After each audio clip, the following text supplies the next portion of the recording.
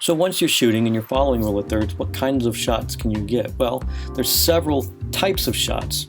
The two main ones that we're going to focus on are close-ups and wide shots. Now, depending on the phone that you're shooting with, you may or may not have a zoom. But you're always able to focus the kind of shot that you want simply by moving the camera closer or farther from your subject. Why would you do that? Well, the main two types of shots, close-ups and wide shots, have a lot of advantages and disadvantages from each other. So first off, the wide shot. A wide shot is going to be most or all of a subject, so in this case, a person. Meaning that if you see most of the person but you don't see all of the person, it's still considered a wide shot. The advantage to a wide shot is that you can tell where in the environment the person is, and if there are people around them, you can see where they are in relationship to each other. And that's really important when you're trying to figure out what's going on in the scene. Now notice here in this wide shot, we're still following rule of thirds. We're still going to put the subject's head near the top 1/3 line, and we're still going to put a little bit of room between the top of their head and the top of the screen. Now, wide shots have a disadvantage in that it's a lot harder to see the subject's face, meaning you lose a lot of detail.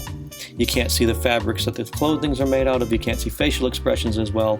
The details, the small things, get lost in a wide shot. So wide shots give you a lot of information. The environment around the person and where subjects are in relationship to each other, but you lose a lot of detail. Close-ups are the opposite. Close-ups, you don't get much information. So in this close-up, you cannot tell where the subject is. What you get is a lot of emotion and a lot of detail. So close-ups are good for that. Close-ups, you lose a lot of the information, but you gain a lot of detail.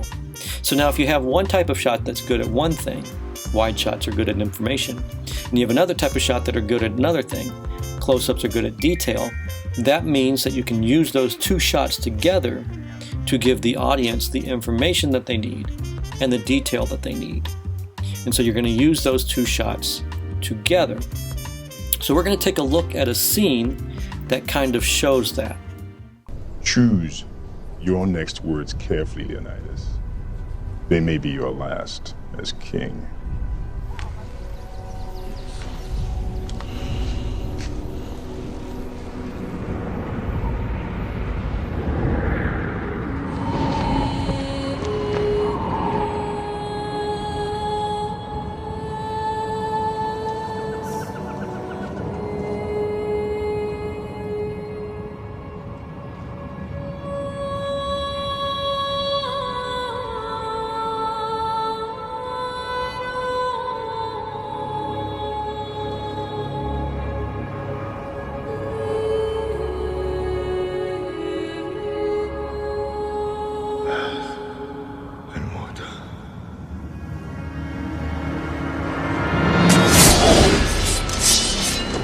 Madman. You're a madman.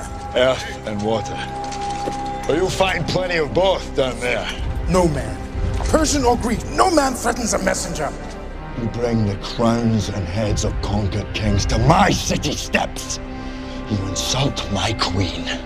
You threaten my people with slavery and death. Oh, I've chosen my words carefully, Persian. Perhaps you should have done the same. This is blasphemy.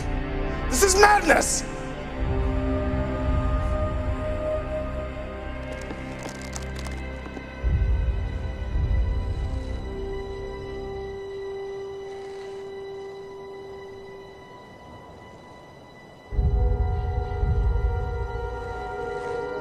Madness.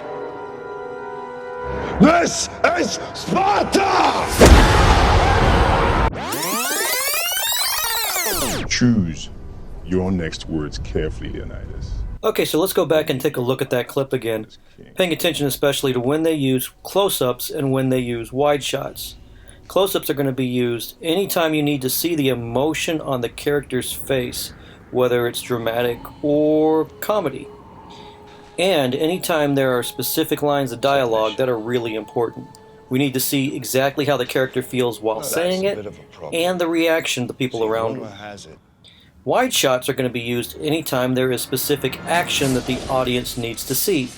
So take a look at this shot here. This is a very important shot because this guy is about to be kicked down the well in about 30 seconds. Now we need this shot to show us the relationship of Leonidas and the messenger and the well. Without that shot, we don't know where they are, and so when Leonidas gives him the boot down the hole, we would be confused otherwise. This shot is also important. This close-up is where his wife, the queen, gives Leonidas the okay to start a war. Without this close-up and her very subtle reaction, we wouldn't understand what's going on in the scene. So remember, when you're putting a scene together, shoot a lot of wide shots, shoot a lot of close-ups, because you're going to need both of them. And by the way, there are a lot of in-between shots and different kinds of close-ups and wide shots. The establishing shot is often followed up with a master shot, wide shot, full shot, medium full shot, medium close-up shot. It's the close-up, extreme close-up shot.